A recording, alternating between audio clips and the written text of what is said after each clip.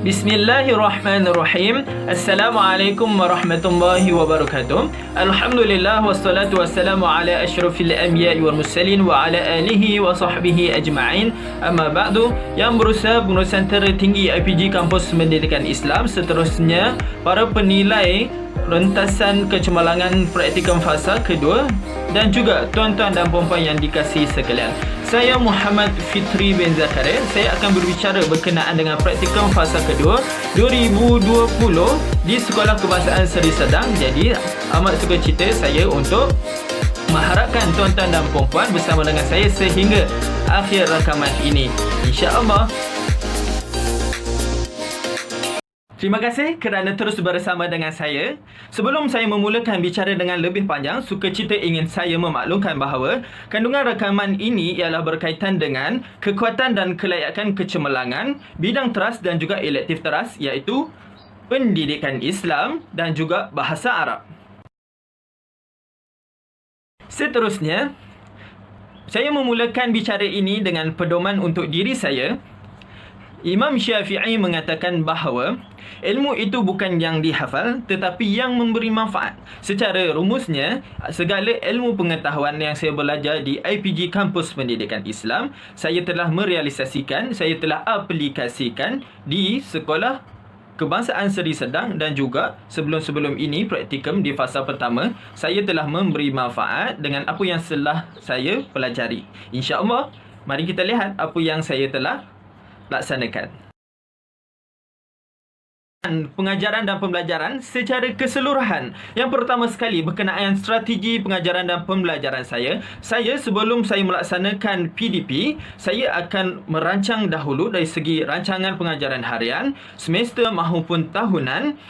Tetapi yang paling penting bagi saya ialah, selain daripada rancangan pengajaran harian, ialah kita perlu tahu keadaan murid itu sendiri, kita perlu tahu suasana murid itu sendiri, kita perlu tahu keadaan murid itu sendiri. Contohnya, semasa berlakunya pandemik COVID-19 pada tahun ini, memberi impak, memberi kesan yang sangat mendalam untuk pembelajaran murid, terutamanya dari segi ruangan bilik darjah, dari segi pergerakan, dari segi SOP dan sebagainya. Jadi, perkara itulah yang perlu saya menyusun, merancang dengan lebih baik agar pengajaran dan pembelajaran saya berlangsung dengan keadaan yang tersusun, sistematik dan berjaya dilaksanakan. Kemudian yang kedua berkenaan dengan hasil pembelajaran. Saya menekankan bahawa hasil pembelajaran ini haruslah menepati objektif yang telah ditetapkan di dalam rancangan pengajaran harian kita agar murid dapat mencapai objektif matlamat apa yang sebenarnya murid perlu capai. Jadi hasil pembelajaran ini memberi juga kesan kepada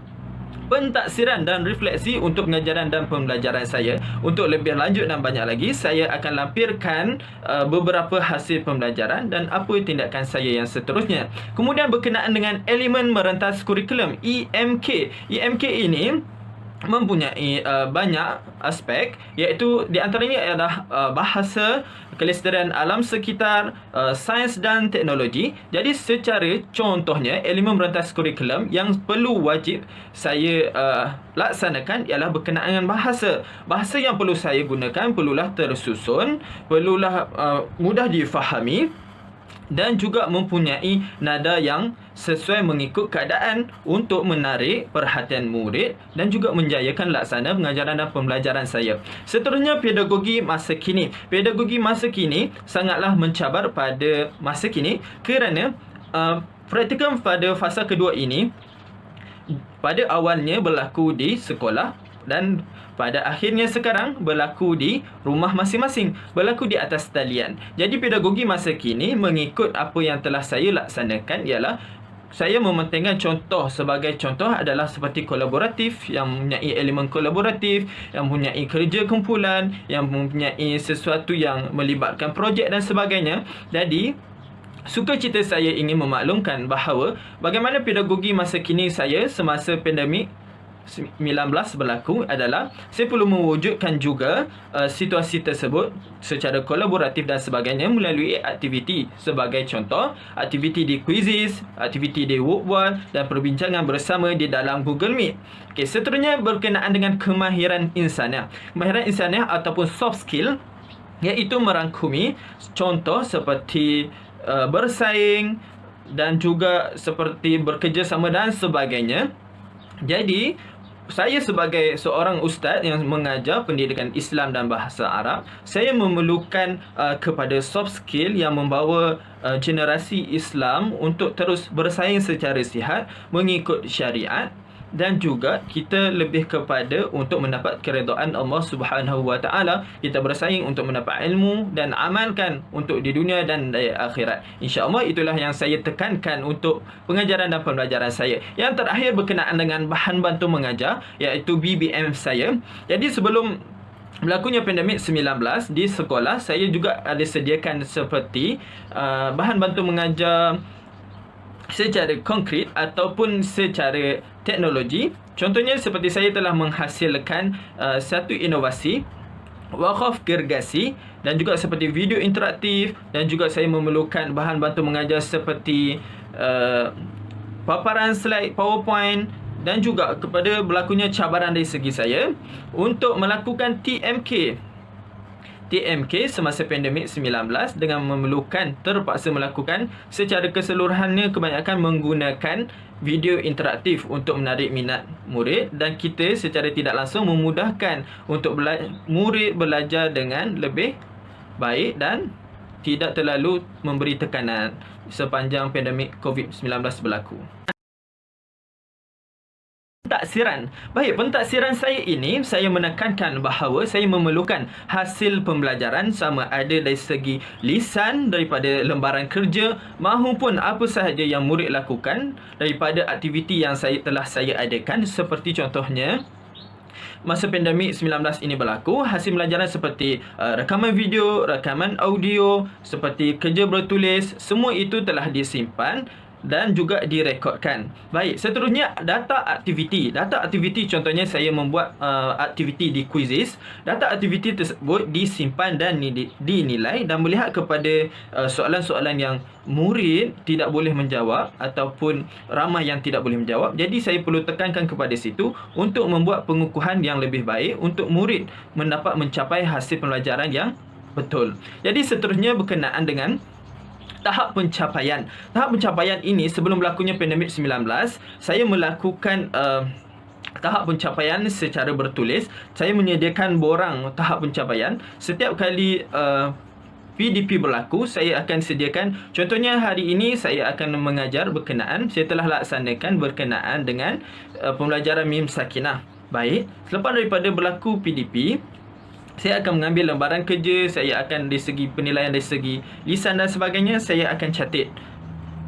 Segala bukti dan sebagainya berada di dalam fail, setiap fail yang telah disediakan, fail pentaksiran khususnya.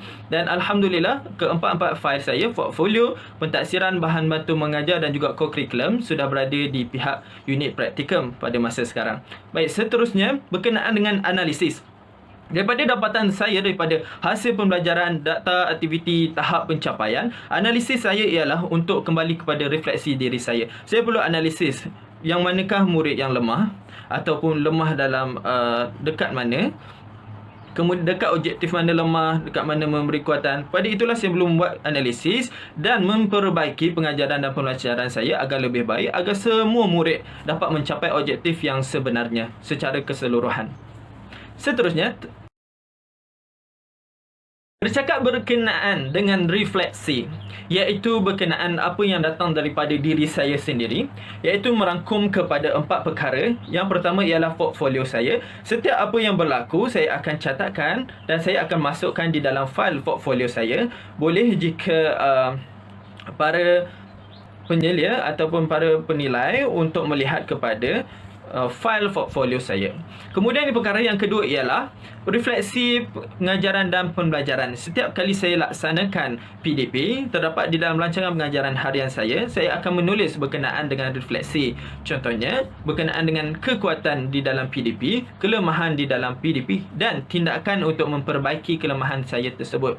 InsyaAllah, sebagai contohnya, pada minggu pertama ataupun pada minggu kedua, saya menghadapi masalah berkenaan dengan murid tidak menunjukkan bahawa seronok untuk belajar dengan saya. Jadi saya menjadikan itu sebagai kelemahan saya. Jadi pada minggu ketiga saya akan mengambil tindakan untuk menyediakan BBM dan mengubah diri saya dan memperbaiki cara penyampaian saya agar lebih menarik, agar murid terasa untuk belajar dan aktif di dalam bilik belajar. Itu sangat menyeronokkan. Seterusnya berkenaan dengan penulisan jurnal. Penulisan jurnal ini dilakukan oleh saya setiap minggu hinggalah minggu 10. Kemudian saya berbaki masih 2 minggu lagi. InsyaAllah saya akan menjayakan penulisan jurnal ini secara 12 minggu. Untuk penulisan jurnal ini, untuk diri saya, tidak boleh tangguh. Sebab bila kita tangguh, kerja ataupun penulisan ini akan semakin banyak. Itu akan mengakibatkan tidak berkualiti. Seterusnya berkenaan dengan refleksi pertengahan praktikum RPP. Alhamdulillah saya telah berjaya melakukan RPP bersama dengan penilai saya iaitu Dr. Engku Zarihan. Dr. Engku Zarihan telah memberi maklum balas yang sangat baik dan mengharapkan tindakan yang seterusnya dalam mengembangkan contohnya inovasi wakaf gergasi saya dengan lebih tahap yang lebih tinggi. InsyaAllah semoga suatu hari nanti dapat merealisasikan hasrat ini. Co-curriculum. Saya telah dilantik dalam untuk menjadi guru pembimbing ataupun jurulatih terhadap yang pertama Persatuan Bulan Sabit Merah, yang kedua Kelab Kesenian dan Kebudayaan, dan yang ketiga ialah Persatuan dan Permainan Bola Sepak. Untuk Persatuan Bulan Sabit Merah, RPH, laporan dan juga bahan bantu mengajar telah saya sediakan dan Alhamdulillah telah mendapat semakan daripada pensyarah saya iaitu Puan Kamalia. Seterusnya kesenian dan kebudayaan mempunyai RPH, laporan dan bahan bantu mengajar. Kemudian untuk ini sedikit sedih kerana terpaksa dielakkan kerana mematuhi SOP untuk permainan bola sepak, kerana di Sekolah Kebangsaan Seri Serdang masih tidak boleh untuk melakukan aktiviti ini dan juga tidak berpeluang lagi. Saya tidak mendapat kesempatan untuk melakukan persatuan dan permainan bola sepak. InsyaAllah pada selanjutnya nanti boleh saya akan melaksanakan juga untuk mengambil peluang. Dengan peranan-peranan lain mempunyai 4 perkara iaitu projek, inovasi, penglibatan dengan pihak sekolah dan yang keempat berkenaan dengan hubungan baik. Yang pertama sekali projek menaik taraf surah An-Najah untuk memenuhi permintaan warga sekolah, terutamanya pentadbiran sekolah untuk kami bersama-sama saya dan rakan-rakan lain-lain untuk berkolaborasi dengan pihak sekolah untuk menaik taraf surau An-Najah. Kerana pihak sekolah telah berjaya terpilih untuk menyertai pertandingan surau tercantik peringkat kebangsaan. Seterusnya inovasi, wakaf gergasi dan juga video interaktif. Wakaf gergasi ini saya sempat hasilkan dan saya telah cuba kepada murid saya 5 Uranus. Alhamdulillah sangat memberi kesan, cuma sedikit rekod berkenaan dengan pembelajaran tersebut tidak dapat dan tidak sempat dilakukan kerana pada berlaku masalah dan sebagainya. Kemudian video interaktif sangatlah relevan untuk pandemik 19.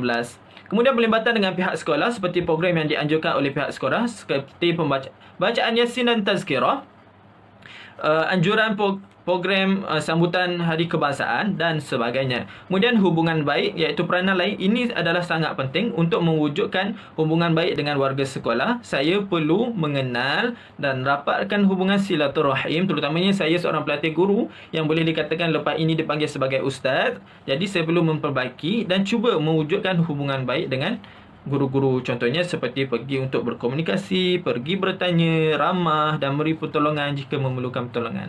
Baik, itu untuk peranan-peranan lain. Sedar dan tidak sedar, kita telah sampai ke penutup. Sebagai penutup ini, saya ingin memberi ulasan berkenaan dengan pendidikan Islam dan bahasa Arab semasa praktikum fasa kedua ini. Terutama sekali pendidikan Islam yang pertama sangat berbeza daripada kebiasaannya, iaitu mempunyai keadaan pandemik 19 kerana dari segi SOP, keluasan bilik belajar yang semakin sempit, infrastruktur yang tidak cukup dan tidak mampu untuk membuat aktiviti kumpulan secara seperti biasa dan pedagogi abad 21 secara keseluruhan. Tetapi saya cuba sedaya upaya untuk mewujudkan perkara tersebut dan memberi keseronokan dan manfaat kepada anak murid saya, insya-Allah. Alhamdulillah, pada kali ini saya telah mendapat bukan sahaja murid yang beragama Islam tetapi yang bukan beragama Islam juga. Contohnya dalam bahasa Arab Dalam bahasa Arab, kelas mempunyai ramai berbangsa India dan bukan Islam, Buddha dan Kristian. Seterusnya, sebagai contoh, apa yang menaikkan semangat saya untuk membuat bahan bantu mengajar untuk memberi komitmen terhadap praktikum kali ini adalah, dan menambah minat saya kepada untuk menjadi guru adalah, murid yang bukan Islam lebih seronok dan aktif ketika berlakunya pengajaran dan pembelajaran bahasa Arab. Contohnya, masa aktiviti nyanyian Iza kunta sa'idan sofi yadai, Iza kunta sa'idan sofi yadai. Murid yang bukan Islam lebih kuat daripada murid yang Islam. Alhamdulillah, أعطي الفرصة التعلم في الصف الخامس بالنسبة 78 تلميذا. التعليم قبل إبداء الدراسة استعدوا بالإكبار قبل التعليم. الراجع إلى خطة التدريس اليومية السنوية بالمستوى طاعة التلاميذ. بالوسائل المعينة يشجع الطلاب في التعلم والتعلم. يجري الدراسة في الفاصل يشمل والوسائل المعينة وغيرها. شرط لحصول مستوى ممتاز في التعليمية. اللغة العربية ليس سهلة لأن يجب في المجاهدة القوية، ويمكن استعمال اللغة العربية بجيد. إن شاء الله سيجاهد يجب لحصول ممتاز لمستوى الممتاز إن شاء الله. اللهم آمين. Jadi semoga saya terus mendapat kecemerlangan dan saya terus memberi komitmen terhadap profesion perguruan insya-Allah. Allahumma amin. Wallahu alam. Wabillahi taufiq wa hidayah. Wassalamualaikum warahmatullahi wabarakatuh.